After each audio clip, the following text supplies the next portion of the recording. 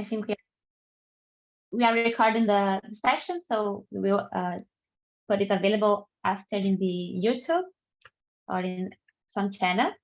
So hello everyone, good afternoon, and welcome to our panel discussion on inclusion in STEM education and informal spaces, reflections on science capital. My name is Gabriela Heck. My sign in Libras is this one. And I will be moderating this panel today with our two special guests, Heather and Jessica. Before we dive into our discussion, I would like to provide some instructions regarding the translation. So here at Zoom, you have a translation feature available. So you can simply click on the translate option in the bottom of the screen here on Zoom and access the Portuguese translation. So you have to mute the original audio so you be able to listen only to the Portuguese translation. And we have also fixed the Brazilian Sign Language translation into the screen. Now I would like to invite our partners who make this event happen. So Claudia Freeland will say a few words about the British Council actions and programs. And then Arthur Galamba will be introducing the STEM Education Hub and our event. So welcome, Claudia and Arthur. Claudia, you can share your screen if you want. Hi, Gabriela. Hi, everyone. It's a pleasure to be here. Hi, thank you. Can everyone see my screen? Yes. Okay, good. So hi, everyone. Good morning for those in Brazil. Good afternoon for those in the UK. I'm Claudia Freeland. I'm the project manager for schools at the British Council Brazil. And I wanted to share quickly a little bit about our work at the British Council. So for those who do not know us, we are the UK Agency for Culture and Education Relations, and we support peace and prosperity by building connections, understanding, and trust with our partners in the UK and in other countries in the world. I think we're present in over 100 countries, and in Brazil, we are going to celebrate our 80th birthday, if my math is correct, very, very soon. I'm not able to change my, did it change? Okay. Our work in the culture engagement, it's to support inclusive access to the English language through continuous professional development for teachers. We also work to contribute to a more internationalized higher education and research systems with partnerships between Brazil and the UK. We also support the sustainability of the cultural sector via a network of festivals, such as Cultura Circular. And we also strengthen STEM education through the development of hard and soft skills via coding and computational thinking, which has a lot to do with what we're doing today here, and also our partnership with the STEM Education Hub. So a few of our numbers, last year we engaged 36,000 teachers during ELT week. We partner with local municipalities and states to support their English systems. And with speaking a little bit about our work with King's College and the STEM Education Hub, we last year engaged over 7,000 girls in our Girls in STEM and over 14 scholars with the Women in STEM scholarships. We don't have the 2023 numbers yet, but for us, it's a great pleasure to partner with King's College and the STEM Education Hub. We are on our 3rd year of the partnership, and since then we've been promoting inclusive STEM education in Brazil and the UK by strengthening partnerships and also building new ones by participating in events such as this one. So thank you, Arthur and Andrea, for the invitation. I'll pass it on to Arthur so he can share a bit about the work the Hub has been doing in our latest book launch as well. Arthur, over to you. Hi, everyone. My name is Arthur Galamba, and I'm so excited about this event today, which is so important in STEM education. And I'm also very excited to welcome here Heather King, the professor in science education at King's, and also Jessica Norberto-Rocha, who are both going to talk us about how to develop inclusive pedagogies in STEM education. So thank you very much to the two of you. But I also need to thank many other people who worked so hard to make this event happen today. Gabriela Heck, I'm so much in debt about everything that you've done. It's so important to have this sort of involvement of people in our community to make those events happen. Thank you very much. And also to Andrea Michelazzi, who is also works with me in the STEM Education Hub, that's been doing a brilliant job. Thank you, Claudia, and the whole British Council, because this partnership, as you were saying, is fabulous. We have achieved so much in the past 2.5 years of this amazing project, the STEM Education Hub, and I just I'm just feel blessed to work with you guys. Can I also thank Fernando for his translation work for this event. That's so important to everyone who cannot hear us to understand what we're saying. Thank you so much. This is just an announcement of our latest publication in our STEM Education Hub, this book called Critical Pedagogies in STEM Education. We have a book in English, that's the one that you can see, but we also have the same book that was written in Portuguese. Both of them can be downloaded from our website. You can access this QR code to download our book in English, but there you can also see the book in Portuguese. And this book is going to be officially launched at King's College next week, next Monday. So we are also very excited about that. So over to, enough from me. Thank you very much again to you, Gabriela, and Heather and Jessica to make this presentation today, this debate today. Thank you very much. Thank you very much. Let me share my screen again, just so you can see my slide. So I think you can see it now. So thank you, Claudia and Arthur, for this introduction. And I extend my gratitude to all members of the STEM Education Hub, to the British Council and the King's College London. Also to our backup team here on Zoom. They are helping with all these events and working hard to make it possible. And our interpreters, so Monica and Gustavo, they are doing the Portuguese translation, and Fernando and Gracie, that will be doing the Libras translation, which means Brazilian Sign Language. So thank you all for this amazing opportunity to discuss a theme that is so valuable and relevant for our society, and also for making this accessible as possible to everyone.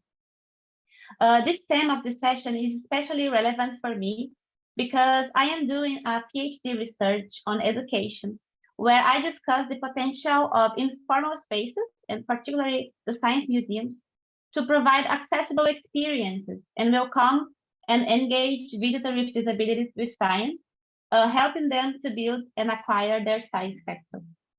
And this is relevant because we can see a growing concern in the world about the declining interest of young people in scientific careers. And this is being well studied around the world, and mainly in the UK, where there is a research called Aspires Project that you can see in the image.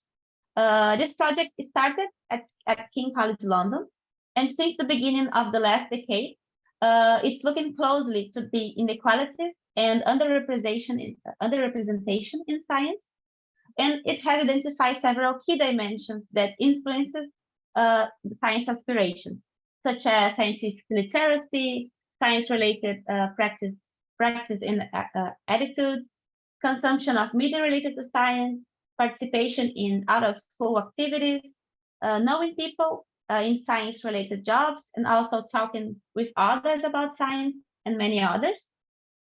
And based on these factors, these researchers were able to group those characteristics in a type of stock, we call it a capital, related to science, which they refer as science capital. And this accumulation of science capital can contribute to reproduction of advantage and disadvantage in our society. And it can be used as a theoretical lens to understand patterns of scientific aspiration and identify possible causes of inequalities in STEM participation in order to promote equity in this field, which is one of the main areas of growth and demand in our global economy.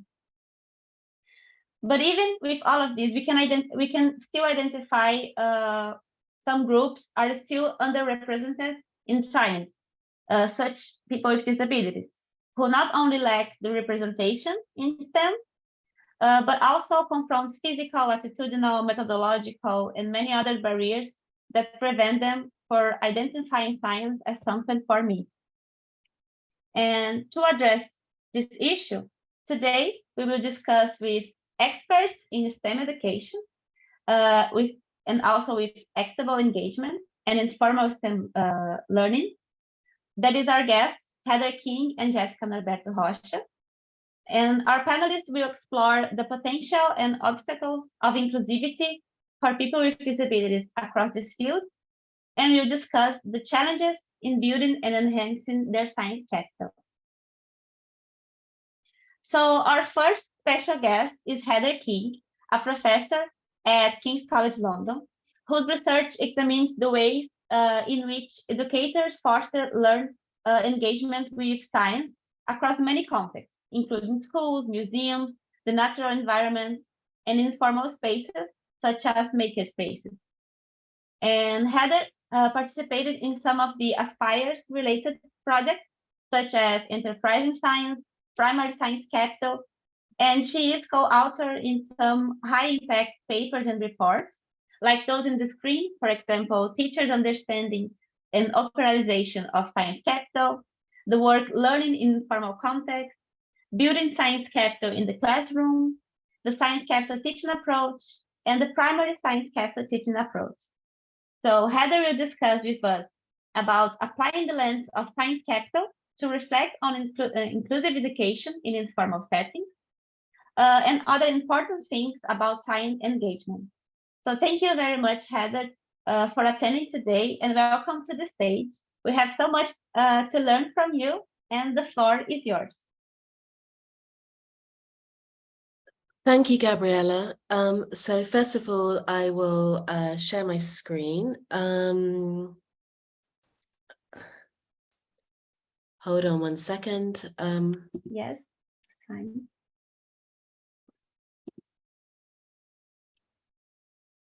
So, okay. I'm sorry. I'm having trouble seeing the share button at the moment.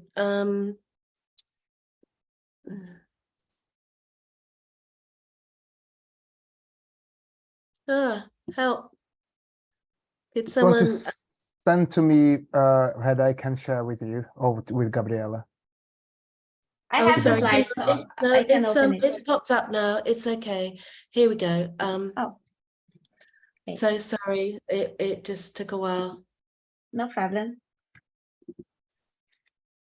We can see your screen now. Yep, great. Okay. So I'm going to lead the presentation today talking about how we might apply the lens of Science Capital, the theoretical of Science Capital, the theoretical construct of Science Capital, and how it can help us as educators and practitioners in informal settings. So I think what I'm going to be doing is giving a broad overview about what the construct means and how we can be more inclusive in our practice. I will then allow the others to talk more specifically about issues for supporting inclusive education with respect to disabilities. So I hope that's okay. Let's go to the first slide. Just in case people aren't familiar with the concept of Science Capital, this is a very nice sort of introduction to the construct. We liken it to the bag you carry throughout life, and that bag sometimes is full and sometimes is empty, but it contains these pockets, and it contains the science that you know through school or maybe watching television or listening to friends and family. It's about who you know, the people who work in a science-related job, who do science-related things in their spare time.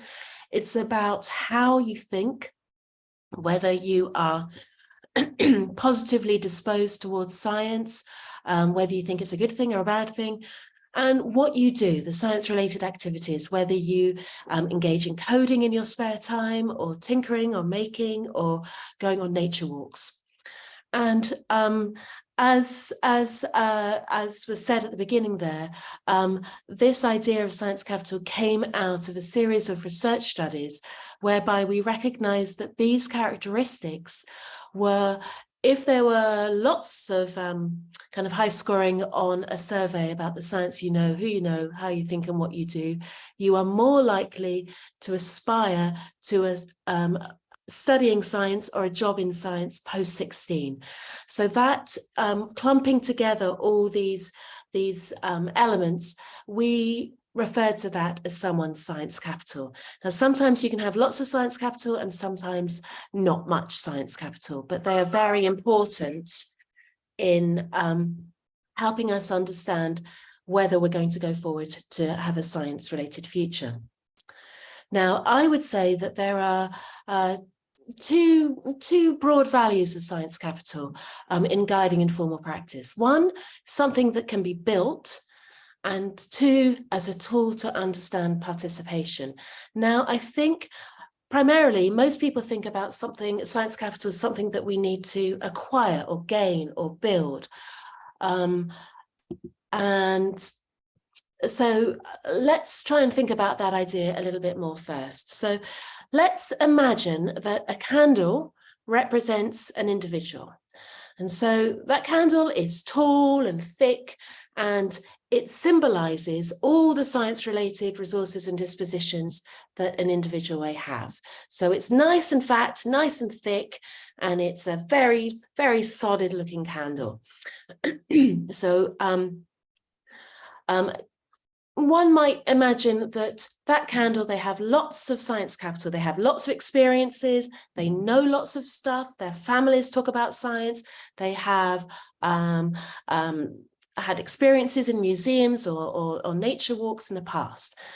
So they've got lots of science capital, but the important thing here is that their engagement, which let's call their engagement being the flame, that is initially lit by, for an example, a lesson or an event or an exhibition at a museum. Okay, so it may have lots of fuel, this candle, and it may be successfully lit, but what affects the strength of their engagement? Okay, so think about this candle. And of course, what happens, okay, to that candle is at any point in time, a gust of wind could blow out the candle. Yeah, and so it doesn't really matter how thick and fat and tall the candle is, how much science capital they have. What really matters is the conditions around the candle. Okay, whether that flame of engagement burns, whether it splutters, whether it's snuffed out. And that's what I think is the most important thing. The conditions around the candle, which we refer to as the field, the rules, the regularities, the relationships within a setting. Now, at the end of my presentation, and this will be available after today, there is a slide that explains a little bit about Bourdieu, who was the French philosopher who first coined the word capital and the relationship between capital and field and habitus. But for now, what I really want us to think about is this idea of the field, the conditions around being more important than the individual. And to this extent, I think it is much more important to use science capital as a tool rather than as a construct. And it helps us understand why some people get on, why they fit. For example, that cartoon there, why they fit into the test tube holders and other people will not. So science capital as a tool helps us understand why some people feel sciencey and they're comfortable participating and they feel that science is for me, whereas others feel uncomfortable participating in science engagement activities. And when we think about using science capital as a tool, it really challenges us to think about the field. What are the conditions that we are setting up around the individual, around the candle? What are the types of knowledge, ways of talking that are valued and celebrated, or any other practice that we are using to structure the field, and that affects whether that flame of engagement burns strongly or is blown out.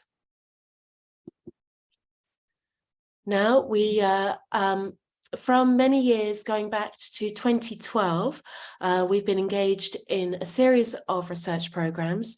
They started at King's College London, but many colleagues have now moved on to University College London. But we still work closely together on various studies exploring how young people engage with science, both in the classroom and in other contexts, including museums. And the main thing that we have found, the most important thing that we have found through all of our research, is the need to broaden what counts as science. We really need to disrupt, to mix up these stereotypes about what counts as science and make it much bigger so that more people feel comfortable being in a science lesson or in a science museum. So how do we broaden what counts? Well, there are three main ways. We have to start with the young person, prioritize the young person, start with the child. We have to foster inclusive teaching and learning, and we have to support youth voice and agency. And I'll go through these one at a time. But before I do that, let me just say that those elements, starting with the learner, starting with the child, fostering inclusive teaching and learning, and supporting student voice and agency, you can see there that they are the foundation stone of our science capital teaching approach model. And they are the most important piece. Without that foundation stone, the whole temple will fall down. So oftentimes when people talk about science capital, they focus on the pillars of practice. They are important, but more important is getting the foundation right. And that's what I want to share with us now. So starting with a young person or starting with a child, and I just wanted to share some reflective questions with us so it helps us think about what it means to start with a young person. So a key question is, whose agenda is driving the activity? Is the motivation for my session, my lesson, my exhibition, my workshop at the museum, is that coming from me, from my organization, the fact that I want to showcase my knowledge or the amazing exhibits in my exhibition? Or is it because I really care about the young person and I want to support their engagement and their learning? Am I foregrounding the learner's needs or the organization's agenda? So answering those questions can really help us to make sure that we are starting with the young person in the design of our activities. And we really need to put the young person first, not the organization, and not even the science as well. We often, as science communicators, science educators, tend to prioritize the science, and we think that it's so important to make sure that everyone has a correct understanding of science. In the teams that I've been working with, we've realized it's more important to start with a young person where they're at first, understand what they think, how they think, what resources they might bring, and then introduce the science subsequently. So always start with a young person. The next thing is this idea of fostering inclusive teaching and learning. And I think other colleagues will be speaking to this as well about trying to be more inclusive. This is a broad description of what inclusive teaching and learning means, but it's really about broadening representations of the field of science, including my own expertise. It's about challenging stereotypes. But it's not only about challenging what counts as a scientist, but also valuing the many different and diverse forms of knowledge that learners hold. Sometimes we position our learners as novices or or not experts, and we have the scientist as up on some sort of pedestal as the amazing person, and they hold all the knowledge. Whereas in actual fact, learners have a lot of experience themselves. They may have practical skills, practical experiences. They may have different forms of knowledge. It may not be the science canonical knowledge, but it may be local, indigenous knowledge from their own backgrounds. That can also be valuable and is certainly worth sharing. So it's about valuing those diverse forms of knowledge. The next one is, excuse me, valuing all learners for who they are, not who they are not. So you may be familiar with a critique of not being too deficit focused, whereby we think about the information that people don't have or the knowledge that they don't know. Whereas if we celebrate them for what they do have, that will bring about a more inclusive teaching and learning approach. And finally, we need to make sure that the space in which we're working is welcoming, safe, inclusive, and accessible. But I think Jessica will be talking more about that in a moment.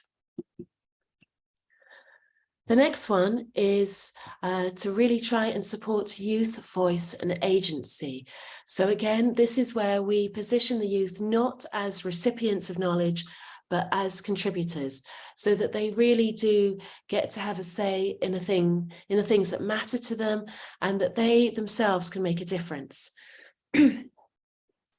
So it's very important when we're working with young people and trying to apply the Science Capital lens that we support young people to use the content that we're exploring in our science museums or in our lessons to take actions in their own lives and in their communities that are important for them. And this takes us full circle back to starting with a young person, because if we want to support youth voice and agency, we have to know what participants want from the process.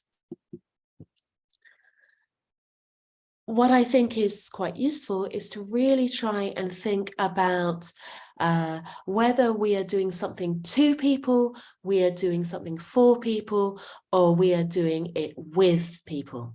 So we want to think about whether our events are for audiences and the audience is perhaps passive in some way and or deficit, and we want to give to the audience.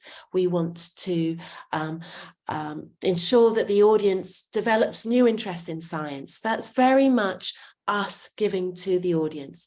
Whereas what I would want to advocate is this idea of engaging with audiences, believing in co-creation and working with groups who then work with specific communities. Now, I know that not all museums can work with every community, but there are plenty of people who act as mediators who we can work with, who then work with communities. And I think that's really important when we're trying to do this inclusive piece of work. And that's very much what the Science Capital approach is about. I'm now just moving on to some resources. The Science Museum Group in the UK have worked closely with us over many years, and they have developed a programme where they pick up on similar ideas to our own publications. It's very much about creating a field, the condition around to be equitable, to be inclusive, and to develop this equitable environment. So those resources are going to be available online. I will give you the notes.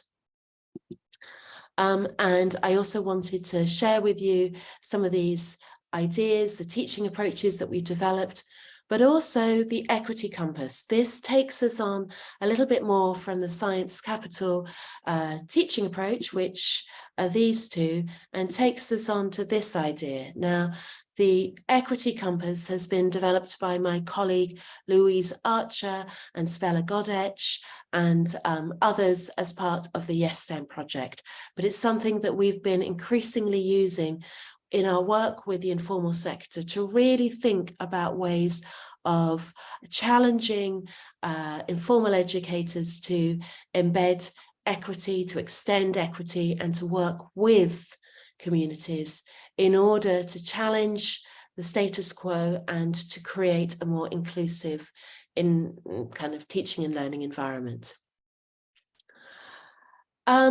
So I think I'm pretty much finished there, because I wanted to ensure I didn't go into too much detail, but this is just to say that this is only slide of 18 of 27, and what I've done in the other slides that will be available on the YouTube channel is I've put some references, my own email, and some other bits and pieces to help you if you want to engage in these ideas that we explore as part of our Science Capital teaching approach.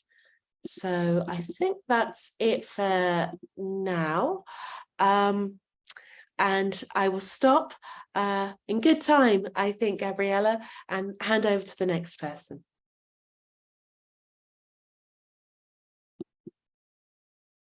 Yes, perfect. Thank you. Thank you very much, Heather. This was very insightful, and we could understand more and better about the inclusivity in these informal settings and conditions that influence science engagement with young people. Just to a little to say to the participants that you can, if you are watching our live panel here on Zoom, you can send your questions in the Q&A box in the bottom of the Zoom.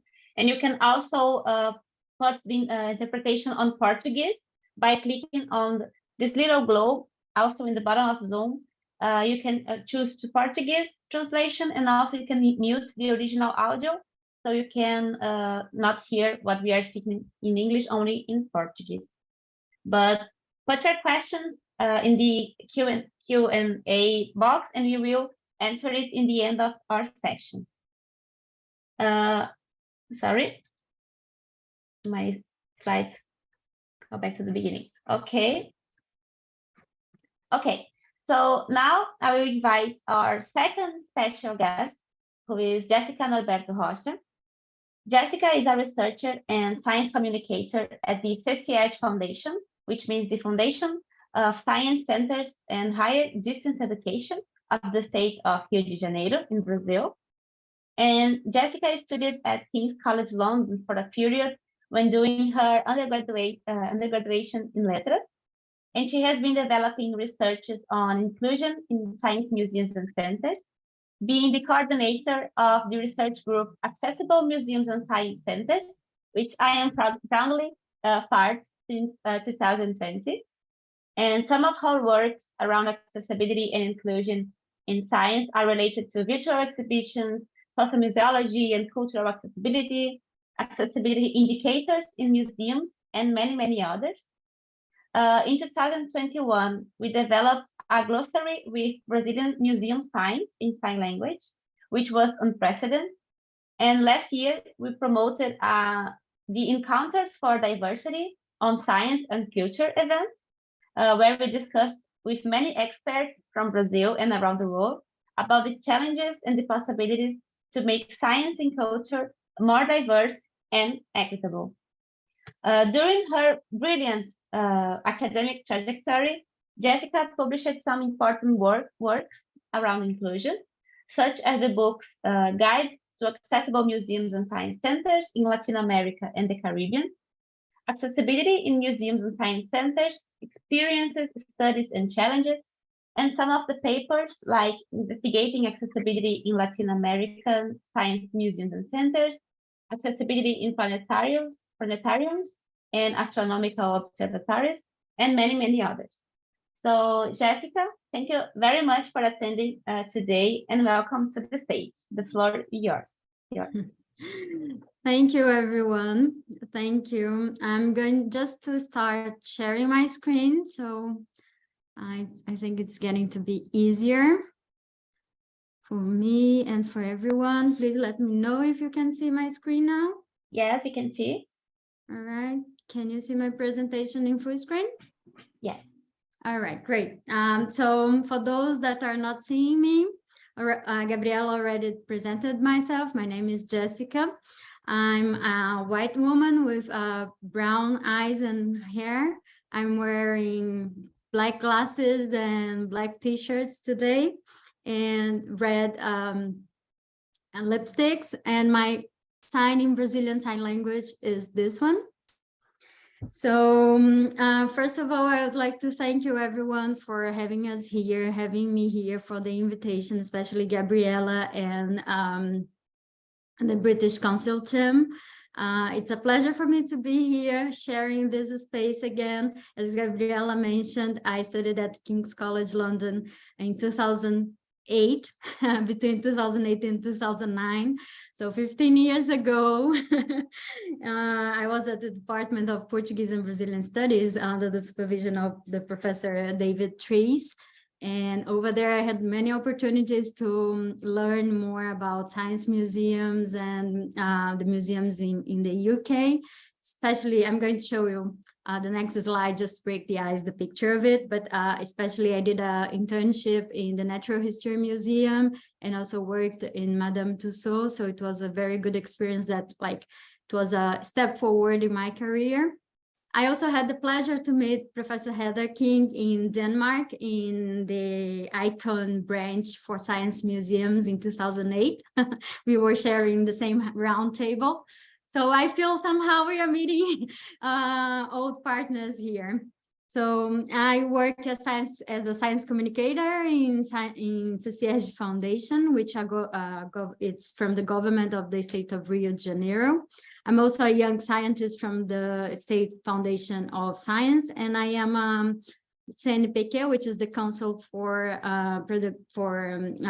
Science and Technology Research from Brazil. And my specific areas is science communication. And through the last basically 10 years, I've been studying inclusion or inclusive science communication. Nowadays more focused on people with disabilities, but before I was working with traveling science museums, which is also a way of doing it more inclusive. So so this is the picture just to break the ice. my card membership from King's College London, and the time that I was a learning volunteer at the Natural History Museum, and the time that I was working in Madame Tussauds as a visitor attendant. So it was a great time for me. 15 years ago, passed so fast. All right, so following what Professor Heather King was saying, science, I think we all agree here that science is everywhere. And science is also a human right, especially after the Universal Declaration of Human Rights by the UN. Since 1948, we have the Article 27 that says that everyone has the right to freely participate in cultural life of the community and to enjoy the arts and share the science and the advancement and its advancements and benefits. So the benefits and also the cultural life of science, we can also agree that are through everywhere, or TV, media, social media, and also through museums and aquariums. When I say museums, we can also think about a huge umbrella that includes botanical gardens, aquariums, zoos, and other types of planetarium and other types of science communication places. Also traveling museums, that is part of my career here. And we also know that museums are a place for science, for learning, for communication, and for debate. And the learning does not only happen in formal education moments, but it can happen in various ages and in various locations. And in science museums, especially when the visitors are there, they can choose what they want to learn, how they want to learn, and you know, their proper way concerning to their interests. So it's a free choice learning, as Falk and Dirking very known specialists on the theme say it's free choice learning. So it's also a leisure time and that provides multi-sensory experiences that can be memorable experiences, and it's really strongly related to motivation, personal interests, and social contexts.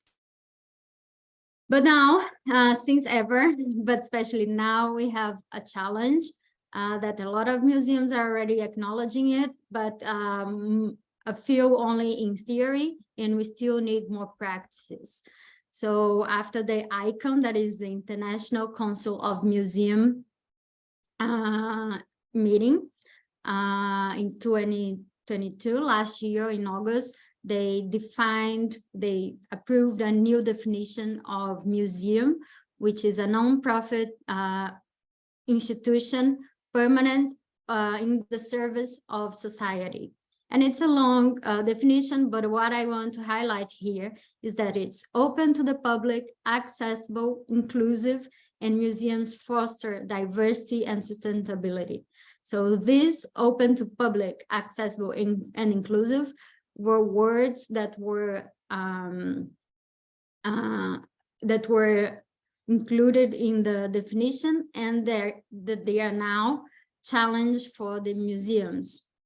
But may I ask you, science and science museums are for all, as everyone preach.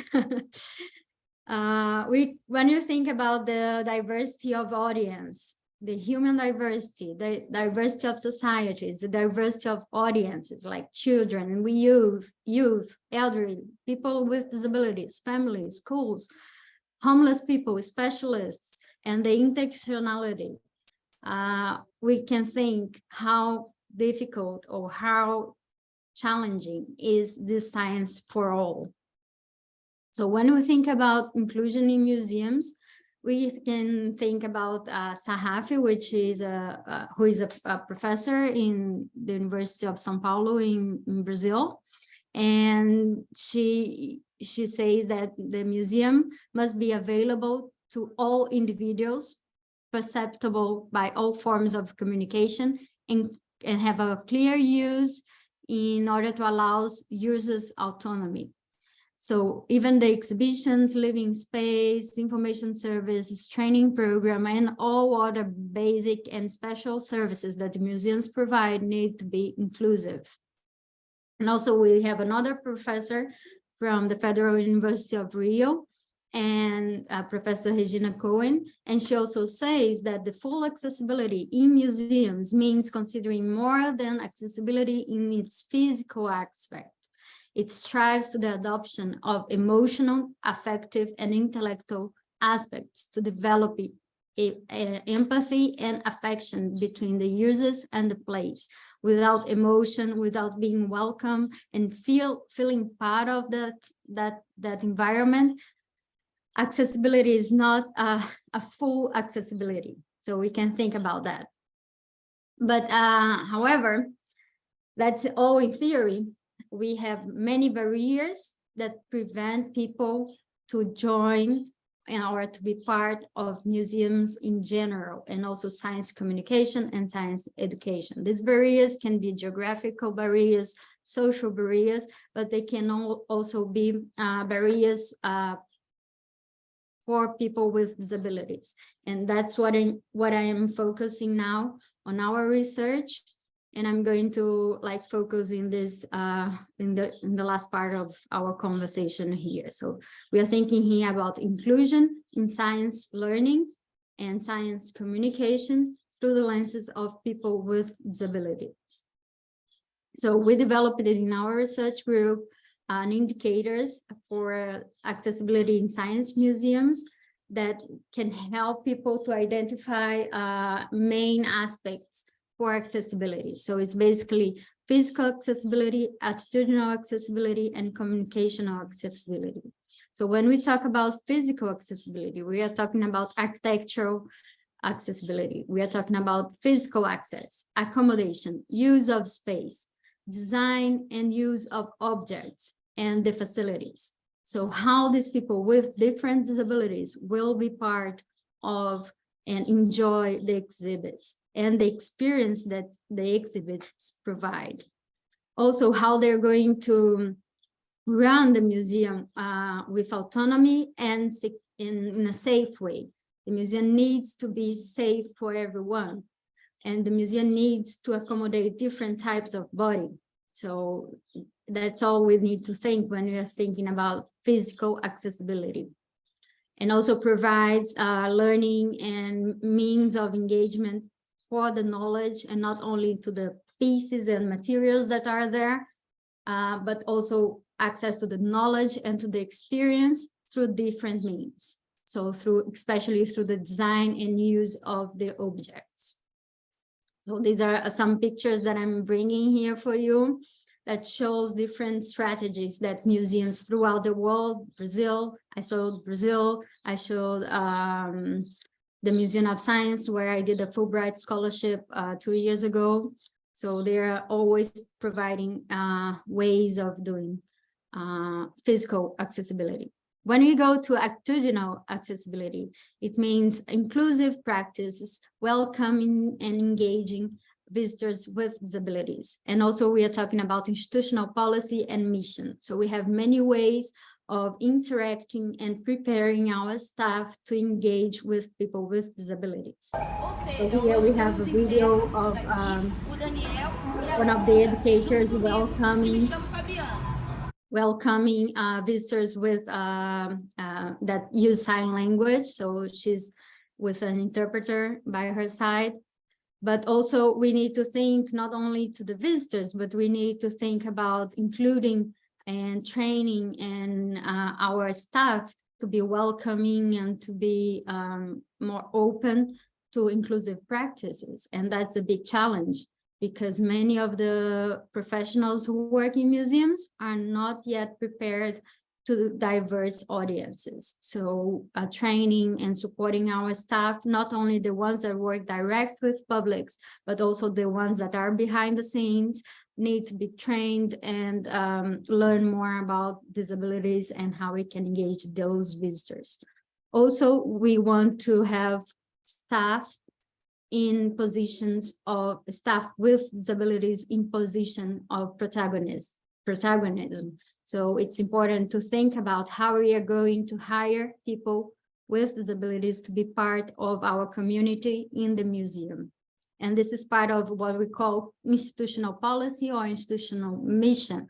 So we need to think about accessibility behind the scenes, not only in the exhibition halls and auditoriums, etc., but also in the archives, offices, and etc. So these are pictures from the Museum of Science, who have a tradition for more than 30 years to hiring and having members of people with disabilities in their staff.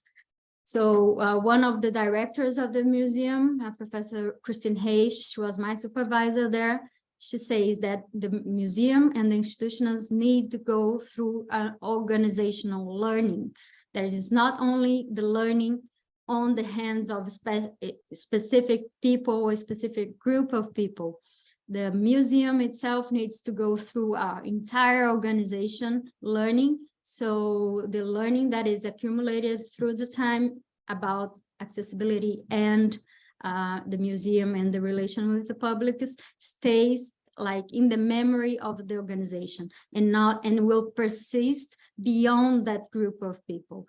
That's what creates and roots an accessibility policy in the museum. So it's very important. So here there are some pictures of people who since 30 years ago worked for the museum in accessibility. So in the end, we have the communicational accessibility, which means communication on-site and external and signage. So we need to communicate and use different media and equipment to ensure that that the language we speak is being able to achieve our different audiences. And we also need to communicate that to our public, that we are accessible and which strategies we offer to that. And there are many ways of doing that. So this is like how the descriptions for planetarium, for example, it's very difficult to find ones. We also can have closed captioning to planetariums and other like videos, sessions that we present in museums, but we can also have tactile and other different sources of communication through the exhibition. So this is just an example, it was a video.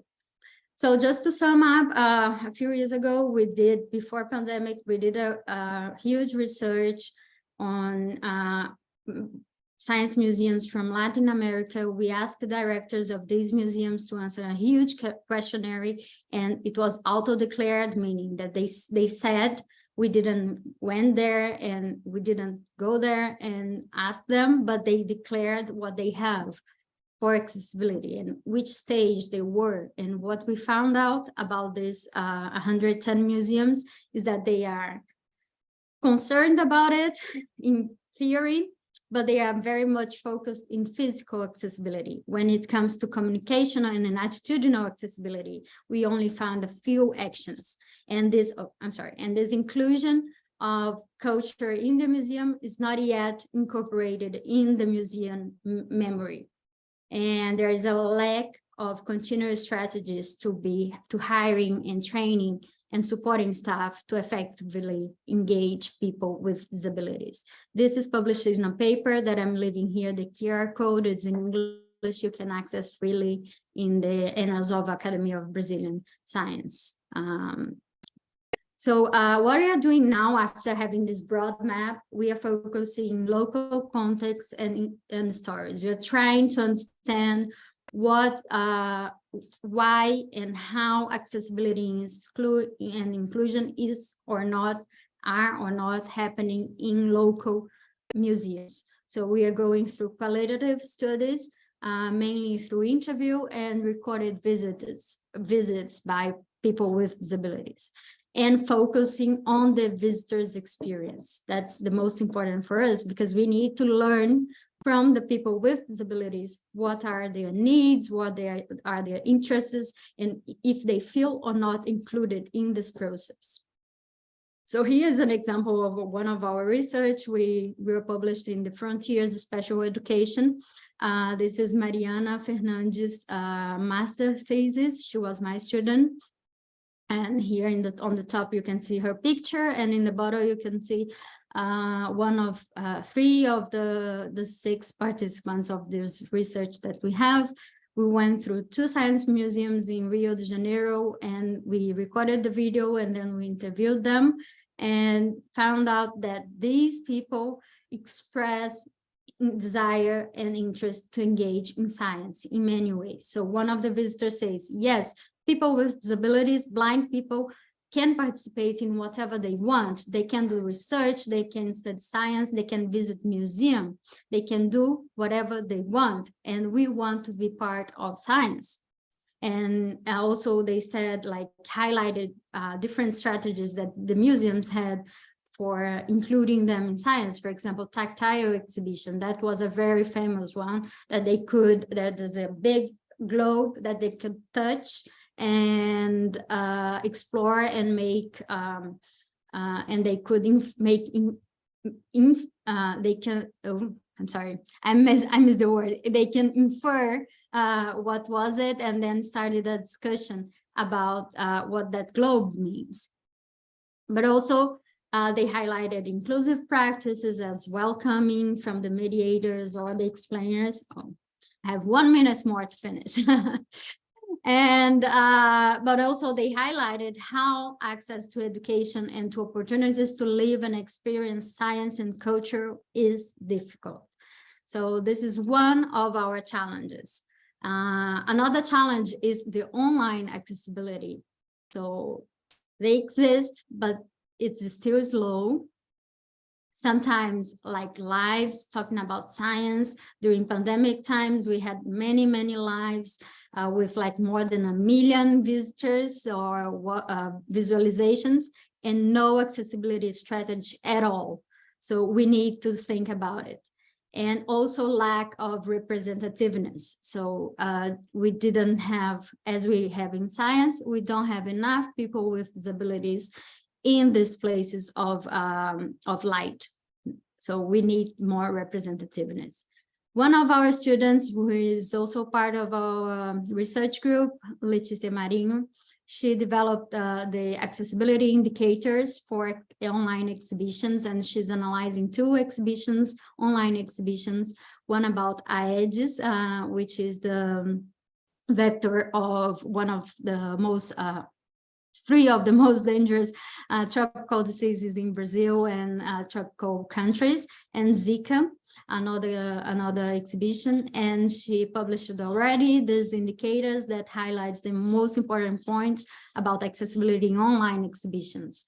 So this is our challenge now, to think about how we can be more accessible through online experiences. And for ending this session, may I ask you, is the future accessible and inclusive? We never know. The future is a blank, it's a white page where you can write whatever you want. So it only depends on us to be more inclusive and do more and incentivize more inclusive practices, thinking about human rights and thinking about creativity, art, emotion.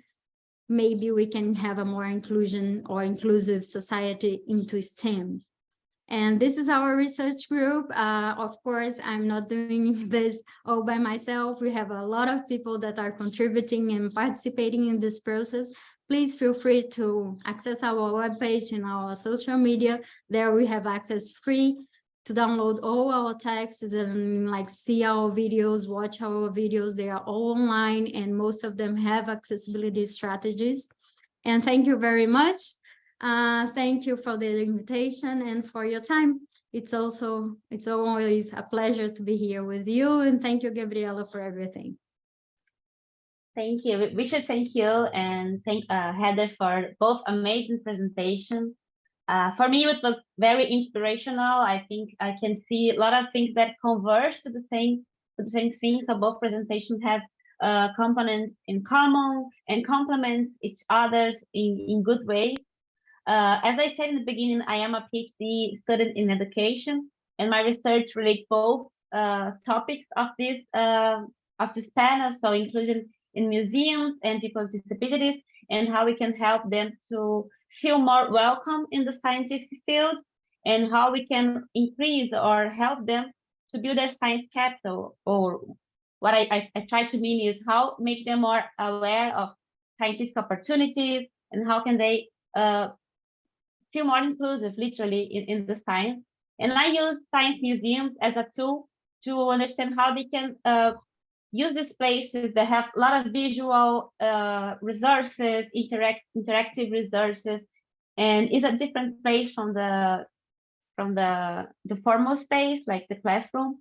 So how these places can also inspire some people with disabilities to feel more welcome in science. And here in both presentations, I was writing down some notes. For example, when Heather said that we need to value who young people are, and from the Jessica speech, we can also think we need to value who people with disability are and what are they thinking about inclusion, what they are thinking about, how they feel inside of the school and the museums. Also about the foundation, so we need to have a foundation that is inclusive and helps to be more accessible, implementing different ways to be accessible, challenging stereotypes.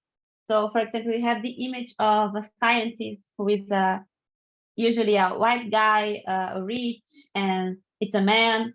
And we can think about many other types of scientists, like women, like a scientist with disabilities, Black scientists, and many others.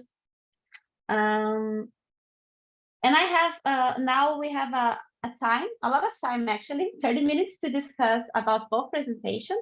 So if you have questions, you can put in the Q&A box in the Zoom.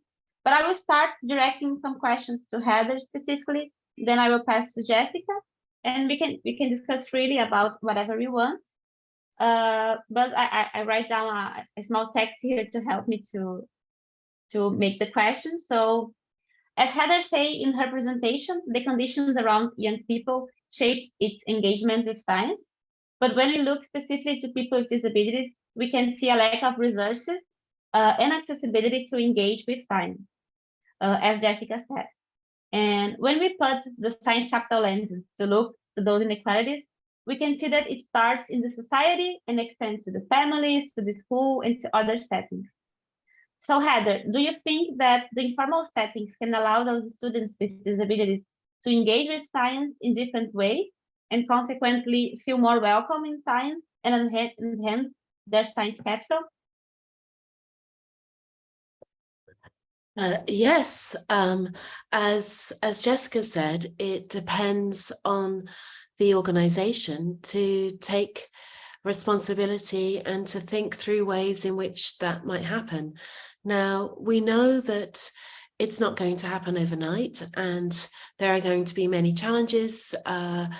Museums are big organizations, they take a long time to change, but there are ways that small steps can be taken that lead to a bigger change across the whole organization. So again, I agree, it needs to be an organizational learning agenda, but I think it can be championed by an individual department. I've done research with students across the world, and sometimes it's the learning department that may lead this. Sometimes it comes from the director at the top. Sometimes it's more the exhibition team. But oftentimes, if you have one champion who starts to think in a more inclusive way and thinks about how their particular program, their exhibit, their workshop, their educational materials could be amended, they work with their audiences, then that change can begin to filter through, and the whole organization, the whole institution would change in time. It takes time though, a long time. Yes, thank you. Jessica, do you can compliment? Can I have an input on that? Yes, of course. Yes, when we talk about learning, the institutional learning, what I learned from the Museum of Science when I was a scholar there is that they have, and it's also a very innovative way of thinking about accessibility. I've been through many museums, and what we see is that the accessibility and the inclusion falls into the learning or education department. But two things that we learned from their experience is, first, the accessibility and inclusion needs to be thought since the beginning of any activity to be planned, or even if it's an exhibition, even if it's an activity or speech or whatever. So when you have the things thought as accessible since as a principle, since like as a mission since the beginning, it doesn't fall only on the hands of the education departments, and it's easier to get it. It's more natural to get it through the entire process. It doesn't seem to be an attached thing in the end. So what we see in many museums is that they developed all the beautiful exhibitions, and then they found out that there is something that is not accessible at all, and they put on the hands of the exhibition of the education team to find out, oh my God, how are we going to do that accessible to blind people? How are we going to do that accessible to deaf people? Or how are we going to do that accessible to people with intellectual disabilities? So after all the like 1 or 2 years planning, they just find out they need to be accessible, and they didn't think about that before. So if you think about the accessibility as a mission since the beginning, and it's not only for museums, you can think about any science communication and science learning project. We are talking about accessibility online, for example, building a website that is accessible since the zero phase is much easier than you have the accessibility implemented on the website when the website is ready. So that applies to many different experiences. And the second thing that I learned from the Museum of Science is that the Museum of Science Boston, the Boston Museum of Science, because in London we also have one, so I'm referring to the American one, is that when the departments work together on the mission of accessibility, is easier for everyone to understand and to be on the same page. What they do there, for like over 10 years now, or over 15 years from now, they have a committee of accessibility in the museum. A part of having a person hired to think about accessibility and acknowledge like very specific topics, they have this committee. And this committee includes people from different departments, since engineering, HR, financial, education, community engagement. So all these different people, visitors support, and all these marketing, all these different departments get together once a month to think about the future projects and the struggles from the current time. So they are thinking about accessibility all the time and throughout departments, because accessibility needs to be something that is on the history and on the mission of the museum. So they understand when we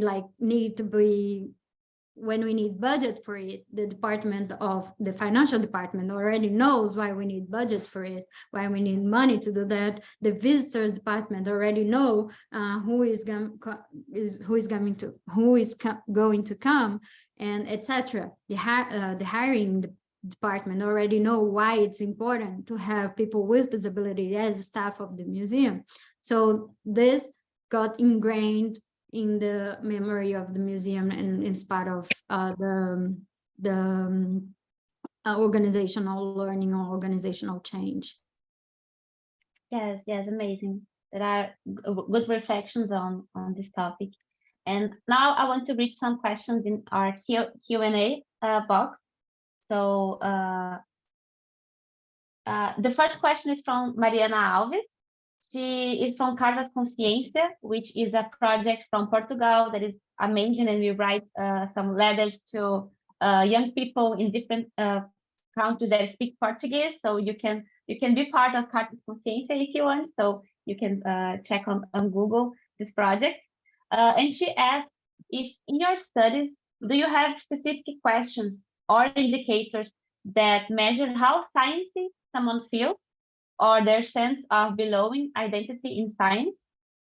I think this is for Heather, but I will also extend to Jessica, thinking about the indicators of accessibility in museums, if you can also speak a little bit about it.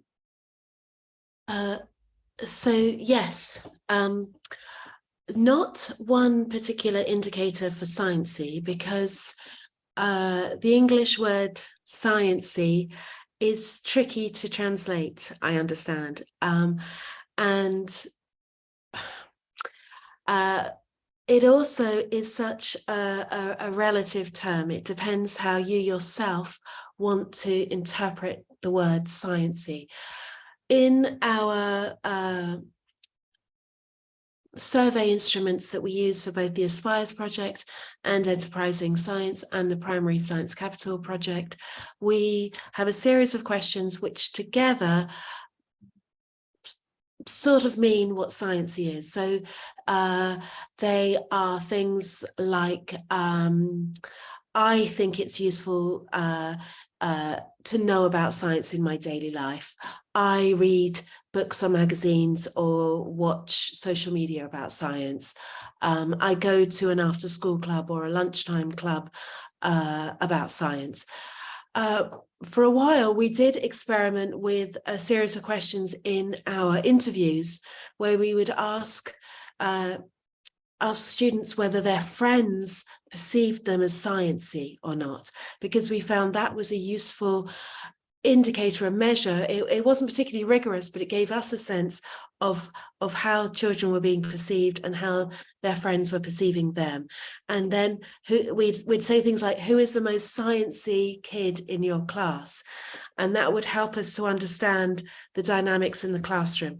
We'd also ask the teacher, who is the most sciencey kid in the class, and see whether those two ideas were the same, because we found it important if the teacher were, and the children, how they were perceiving, if they thought that being sciencey means getting all the questions right, or whether they thought sciencey means doing coding at the weekend, or whether they thought sciencey means just good at asking questions and being thoughtful. And we were really intrigued as to what it actually meant. The survey and the items are available if anyone does want to use them. They do need to be contextualized for different languages and contexts, obviously, as well, but you can ask me about that separately later. Thank you. And Jessica, do you want to talk a little bit about the indicators of accessibility in museums that you developed?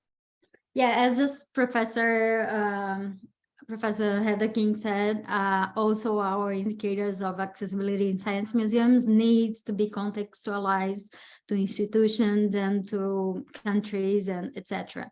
But we have been using it for a while now, and it's been working in different types of research for different types of disabilities. So it has been applied for people with blind people, deaf people, people with Down syndrome, and also to museums. So these indicators, the physical, attitudinal, and communication indicators, they are framework where you can work and develop more or less depending on the context that we are working on. And we can apply it to working with staff, with the institution, and also to the visitors. So if the visitors mention something, for example, about feeling or not engaged in some experience in the museum, we can acknowledge that one of the indicators and like the subcategories of the indicators. So it always depends how you approach it.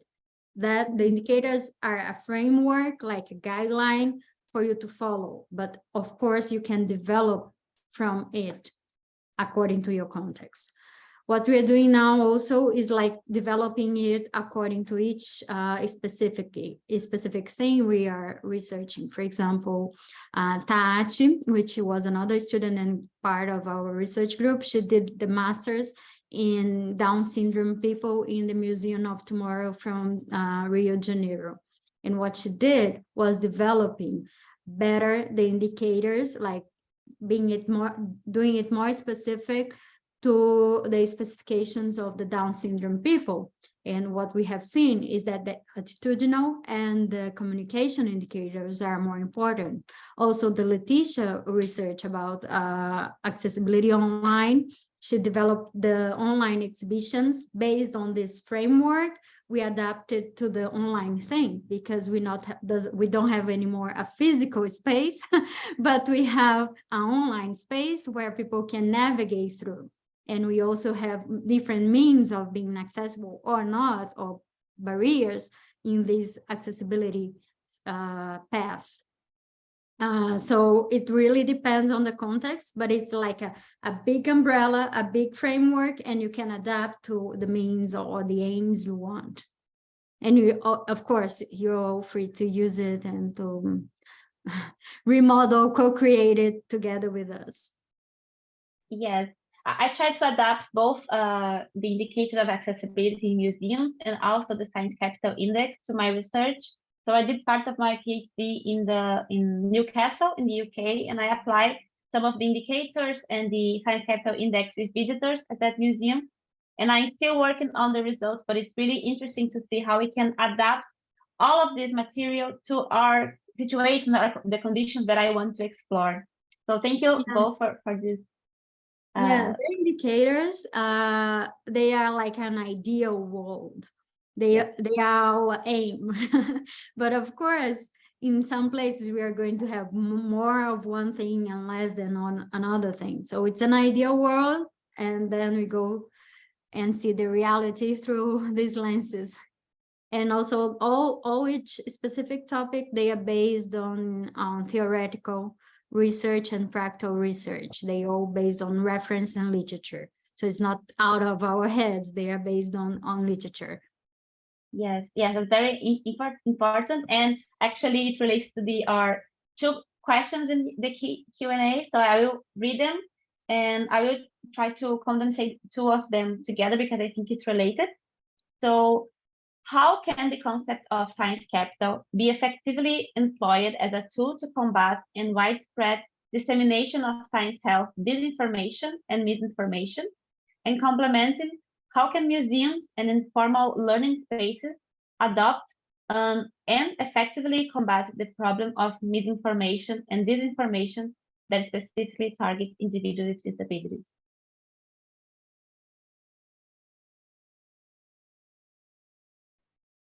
So what do you think? Yeah, good questions.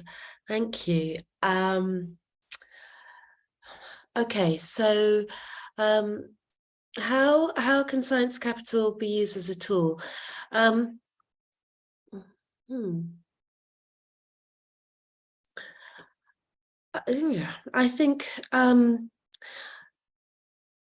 I think what it does do is it encourages us to start from where the learner is, to take our time to understand the perspectives that the learner brings, the different backgrounds, the different sources of information that the individual has accessed previously, what they bring from their communities, and from their prior experience. So it stops us thinking that there is only one way of knowing, the scientific way of knowing, and it encourages us to think more broadly about our visitors and their experiences and their knowledge. And in so doing, we are able to have a conversation and to discuss what the idea is, why the museum might present it in this particular way, why there are other ideas, be it climate science or evolution or whatever that are out there. And I think the principle of Science Capital is just grounded in social justice and respect and recognizing that people have different resources. And so it creates a culture whereby conversations can happen, and then it is up to the individual practitioners and the individual learners to come themselves to some form of negotiation. It is also, because it's a social justice tool rather than a science tool, we are more focused on helping people feel comfortable to engage in museums. We're not trying to convince them of a particular message. We are not advocating one way forward. So although I understand that some museums might need to present a certain message, but we think it's important to get that conversation going. So I hope that helps. As a starting point, let me know if there needs to be more on that. I think that was a good question. Yes, and this discussion is being recorded, so if anyone have more questions to ask Heather, you can rewatch the session and write her an email. But I think it was really good, your explanation. Here I have a question from Luli Helly related to the formal education. So formal education seems still to center on adaptation rather than transformation. How might you work with museums in form approaches to inclusion in schools? I think it's for Jessica. Yeah, I can answer that briefly. When we are thinking about the accessibility strategies and inclusion in museums, we learn a lot and we're studying a lot inclusive practices in school, in formal educations, because they have a long time going through it. So we are learning a lot from them and from the strategies they apply. but also I think it's a two-way exchange. So also formal environments of learning, like schools, and can learn from museum experiences, and it's not a matter of only learn from each other, but we can work with each other, because we can use the museum that is called an informal place of learning as a formal place of learning. If the museum is being visited inside the curriculum like schedule, it's a formal learning of place. So we can use the museum, the schools can use the museum for formal science education. So we can join them, and also we can work together and exchange materials. There are a lot of museums in Brazil that land, not only in Brazil. I know the Natural History Museum in London, the Botanical Garden, the Royal Botanical Garden, the Science Museum, also the Science Museum from Boston that I work. They all also have like programs for lending or exchanging materials with schools. It's a matter of looking and searching your local museum, which strategies or with activities you can share. So I think the connection between the museum and the school is really important to promote this inclusion in STEM. Yes, thank you. Heather, do you think you want to add something? Only that museums have the advantage of not necessarily being constrained by assessment exam processes. So they have a wee bit more freedom to develop innovative responses and approaches, and to try things and to make mistakes. And I think that's important, that they can make mistakes and keep trying, but then their innovations will filter through. And we found that quite a lot in formal education, that they will take on and change when they've seen exciting things happen. It just takes time, and it depends on the culture within the country, how sort of, you know, brave they are to get away from the strict assessment regimes. In the UK, it's all about exams. So formal sector is often constrained from doing more innovative responses, or even thinking outside the box as to how to be more inclusive. Yes, yes. And something that I would like to add to that is that there is no receipt. Each museum, it's going to find its own way, its own creative way to include different types of audiences. So when we go through the framework of indicators of accessibility in museums, it's not a receipt. It's just an ideal world where we can create through that, and we can access and evaluate as well, because without research, we cannot have feedback on what is going on. So as Professor King said, we can make mistakes and we can learn from that. And the museums are very good on that. And we have more freedom to go bad in one thing than the formal education. But yes, it's not a closed-ended question. It's also a free. Every museum is going to find its own way, because every museum is single and is going to deal with their own community on its way. Yes, yes. We have two more questions. The first one is from Pamela Woolner, my supervisor during my exchange in the UK. So she knows more about my research. And she asked, and this is, I think, it's specifically for Brazil because it's a reality here. How does charging for admissions to museums fit with the sort of accessibility you've been discussing? That's a very good question, Pamela. Thank you so much for that. Yes. Because charging the museum is also a big discussion, because the money itself is one of the factors, but it's not the only factor that interfere or impact in the visiting a science museum. So some museums have, like in Brazil, we can say in general, the museums are for free or are relatively cheap. It's not like in America and the USA that is expensive, or I don't know, in the UK it's not, it's free as well. Most of them, like Natural History Museum, is free. But the thing that impacts in visiting is not only the money, but also the money that is included in going to the museum, in the process of going to the museum. So the transportation, the food, everything that is related to the going to the museum.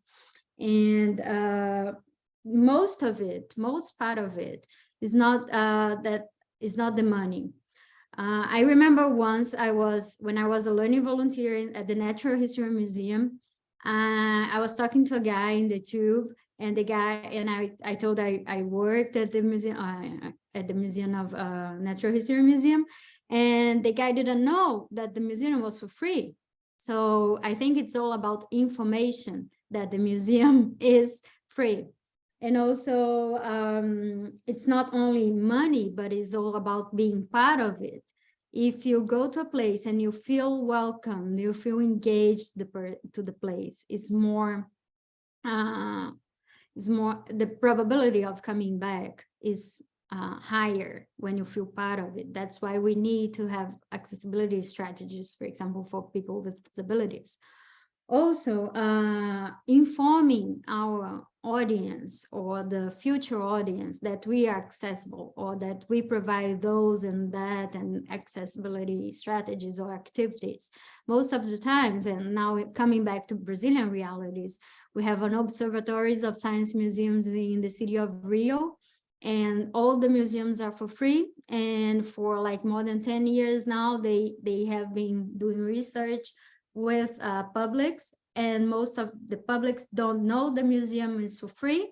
And the reasons why they don't go to the museum is not the money, but it's violence, transportation, lack of information, lack of communication, also lack of interest.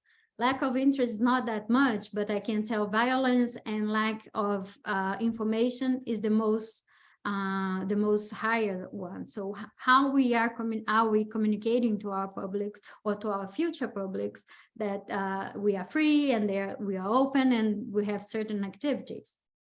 Now, just another input from the American experience that I had. I was part of the Latinx group that were working for including more Latino people in the museum, because in the region of Boston, we have a lot of people from immigrants from Brazil and from other Latin American countries. And that's a huge thing, because these people are not connected to science, we can say in general. And these people are in the country for working and sending money to their home. And how we can get these people to the museums and paying a high value for it. Like by the time I was working at the Museum of Science, it was $29 per person to go to the museum. If you think about a family of 4, it's $100 or more than $100. This without thinking about transportation and food that is part of the museum experience as well. So what we try to do is to give free admission, but even though the free admission didn't bring the Latino people to the museum. Why? Because the language, they didn't feel included, they didn't feel represented in that place. So we need more strategies to think about inclusion, not only charging and pricing. So that's more complex as social relations are. Yes, thank you very, very much for all this discussion. We are on time to finish our session, and I think this was an honor for me, because I am speaking with two great experts in STEM education, in informal setting, and this was really valuable to me for my research, and I am sure that everyone who attended this event have also are living here, reflecting on all of these things that we discussed. I would like to, so thank you everyone for attending this event. Thank you for the interpreters, sign language, and the Portuguese interpreters for making this as accessible as possible. Thank you very, very, very much, the STEM Education Hub, for giving me the opportunity to mediate this roundtable. Claudia for being here representing the British Council, Artur and André. I think this is the end. If you have any other questions, please keep in touch with the STEM Education Hub. In the chat, we have the link. This session will be recorded and published after this meeting. So keep looking to the STEM Education Hub website, and all the information will be there. So I think that's it. Thank you very, very much, and good afternoon, everyone. Thank you very much. Have a great day. Bye-bye. Thank you so much, Gabriela, for organizing Thank this, you. and Heather and Jessica as well. Thank you. Thank you, the interpreters and the translators. Thank you, everyone. Bye. Bye-bye. Thank you.